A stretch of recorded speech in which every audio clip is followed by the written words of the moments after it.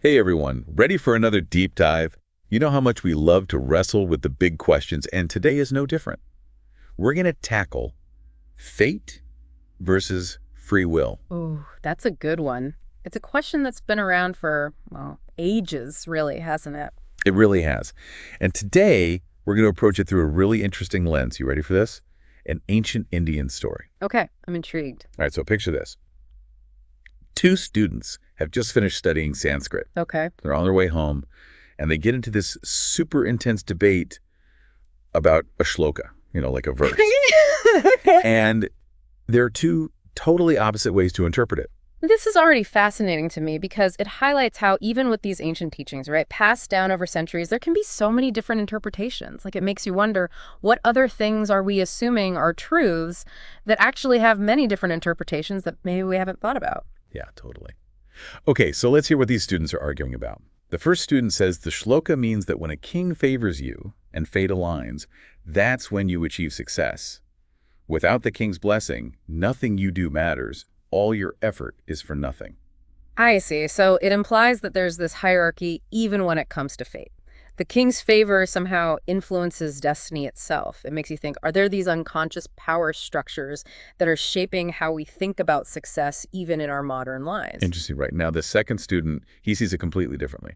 He thinks fate has to align first, and then a king will grant his favor. So again, without fate on your side, you just won't succeed no matter what you do. Ooh, so now fate is calling the shots. It's like, it doesn't matter how powerful the king is, ultimately, fate is the one who decides. What do you think about this? It's pretty different from the first interpretation. Like, is it really external factors, or is it our own hard work that determines success? It's a really good question, isn't it?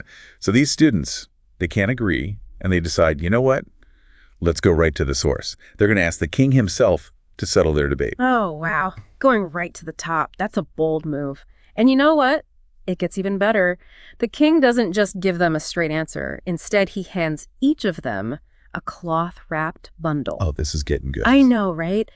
And he tells them, come back in a month and then tell me about what's been happening in your lives. It's like he's setting up this real-life experiment to see whose interpretation holds up, which is fascinating because we're trying to unpack fate and free will, right? Like, how much control do we actually have? Exactly. So a month goes by, and the students come back to the king.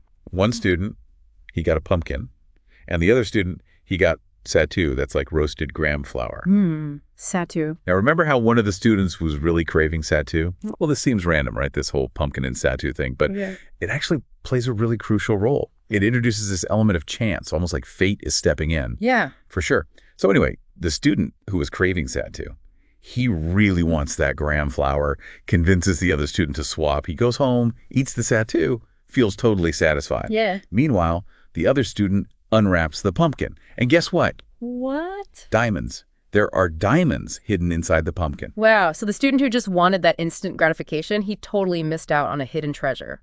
It really makes you think, doesn't it? About those times when you choose like the easy thing, the thing you want right now over something that might be way more rewarding later. It does, it does. And of course, the student who got the pumpkin, he ends up prospering. It seems to back up that interpretation that when fate is on your side, a king will favor you. But then that raises an even bigger question. Like, what is it that actually shapes fate in the first place? That is the question, isn't it? Yeah, it really does make you think, is it already decided for us, or do we play a role? Right. So this story actually offers an answer to that. The idea is that we create our own fate through the actions that we take. Like what we choose today is going to directly impact what happens to us tomorrow. You know, that idea really resonates with me because it means that fate isn't just this fixed, unchangeable thing, right? It suggests that what we do can actually influence how things unfold for us. So we shouldn't just be sitting around passively waiting for good things to happen. We got to take an active role in shaping our own destinies. Exactly. This story is reminding us that we actually have agency, even if we believe in fate. Because our actions have consequences, right? And those consequences become part of our journeys. Like that quote by Sartre, man is condemned to be free. We have the freedom to choose, but we're also totally responsible for what happens because of those choices. Yeah, that's a powerful thought. We're not just puppets of fate. We're actually co-creating our reality. It's almost like this story is encouraging us to shift our mindset. Instead of being like, oh, it's fate, we could be more like, okay, I'm in control of my own destiny. Absolutely, and that shift can change how we approach everything.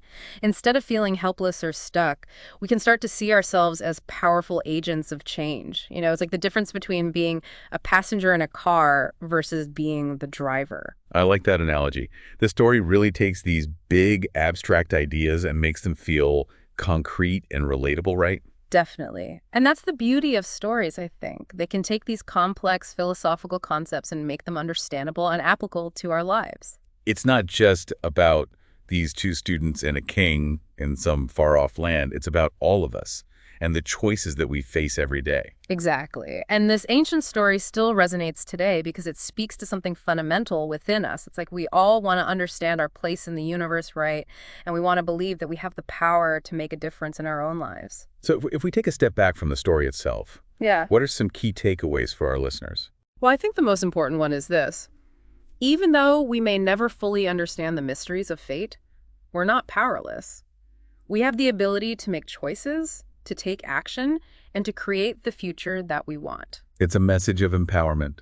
We're not just pawns in some predetermined game. We get to choose our own path. And that message is for everyone, right? It doesn't matter your background or your beliefs or what you've been through. Whether you believe more in fate or free will, this story reminds us that our choices matter. It really is a beautiful illustration of a universal truth, isn't it? Yeah. Told through this ancient Indian narrative. And it's a truth that can guide us as we navigate through life. Absolutely. A truth that says we can make a difference, that our choices have the power to shape not only our own lives, but also the lives of those around us. And with that in mind, it makes you wonder, what choices are you making today that are building the future you want for yourself? That's such a good question to think about. And it's actually a perfect place to wrap up our deep dive into this ancient Indian story. We explored fate versus free will through the journey of these two students, the king, and, that unexpected twist with the pumpkin and the satid. Yeah. And, we may never have a definitive answer about whether our lives are already planned out or if we're the ones shaping them. But I think this story gives us some really valuable insights into how fate and free will might actually work together. It definitely reminds us that even if some things are out of our control, we still have the power to make choices that impact our lives. It's a message of empowerment and responsibility, right? Like we need to be aware of our actions and to make choices that are going to help us reach our goals. So as we all go about our day, remember the story of those two students and ask yourself, what choices am I making today that are shaping my own destiny? Thanks for joining us on this journey, everyone. And until next time, keep exploring, keep questioning, and keep creating the path you want to be on.